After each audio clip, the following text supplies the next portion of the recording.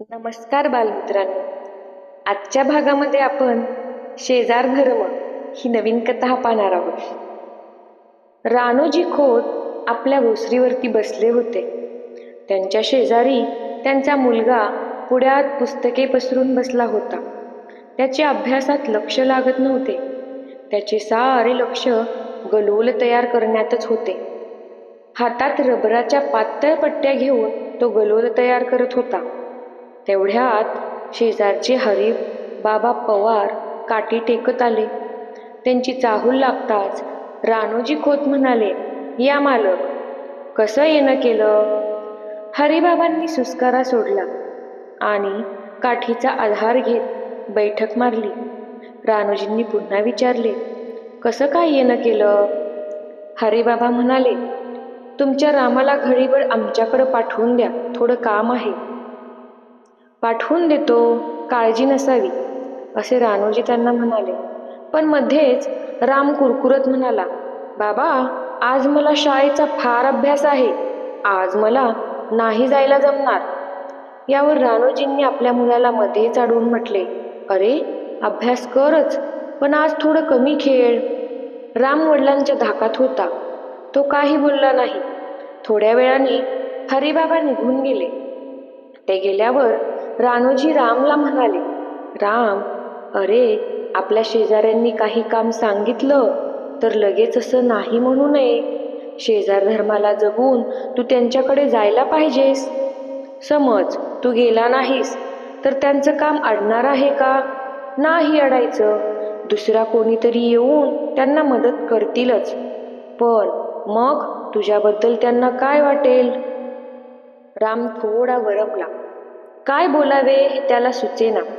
तरी पण तक्रारीच्या सुरात तो म्हणाला, पण बाबा, गोड गोड बोलून हरिबाबा नेहमीच माझ्याकडून काम करून घेतात.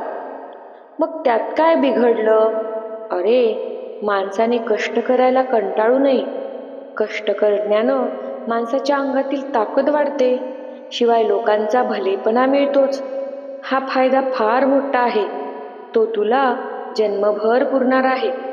असे म्हणून रानोजी आपल्या मुलाला पुढे म्हणाले, समज उद्या आपल्याला कोणाची गरज लागली, आपल्याला शेजाऱ्यांनी तुझ्यासारखं उत्तर दिलं तर आपल्याला काय वाटेल? रामने काही उत्तर दिले नाही. तो गप्प बसला.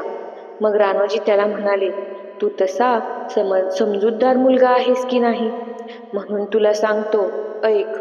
असे म्हणून त्यांनी आपल्या हाताचा पंजा त्याच्या समोर धरला आणि विचारले, माझ्या हाताला किती बोटं आहेत? राम म्हणाला, 5. ही 5ही बोटं सारखी आहेत का? नाही, लहान मोठी आहेत. यावर रानोजी हसले आणि म्हणाले, अरे, ही आपल्या हातांची 5ही बोटं सारखी नाहीत, पण ही 5ही बोटं मिळूनच हाताचा पंजा झाला आहे की नाही? तसं पाहिलं तर प्रत्येक बोट आपल्या परीने स्वातंत्र्य आहे. तरी एका बोटाला लागलं की शेजारच्या बोटाला दुःख होतच. त्यांच्यातील सुखदुःखाची जाणीव एकच आहे. कोणतेही काम करताना ती एकोप्याने करतात. एकी हेच बळ आहे. आणि ही बोटं म्हणजेच एकमेकांचे शेजारीच. शेजाऱ्यांनी परस्परांच्या उपयोगी पडावं. राम आपल्या वडिलांचे सांगणे एकदम पटले. तो हसला. आपल्या हाताच्या पंजाकडे त्याने पाहिले. पंजाची हालचाल केली. मूठ दाबली, उघडली आणि तो आपल्या वडिलांच्याकडे बघून म्हणाला, बाबा, तुम्ही म्हणता ते खरं आहे. मी जातो आता लगेच हरिबाबांकडे. त्यांचं काय काम असेल ते मी करतो. आणि रामच्या वडिलांना त्याच्या उत्तराने मोठा आनंद झाला. तुम्ही पण ऐकता का बरे शेजाऱ्यांचं काम? आपल्या आईचं पण काम ऐकायचं बरं. चला तर मग, कथा कशी वाटली, त्याचं तात्पर्य तुम्हाला काय समजलं ते कमेंटमध्ये नक्की लिहा. नमस्कार.